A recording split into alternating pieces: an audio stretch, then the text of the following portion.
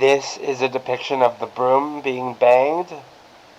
Now, the cartoon is where it's from a dream. It's where I grab the broom and I'm trying to put the dust into the dustpan normally, but it goes bang bang just very lightly.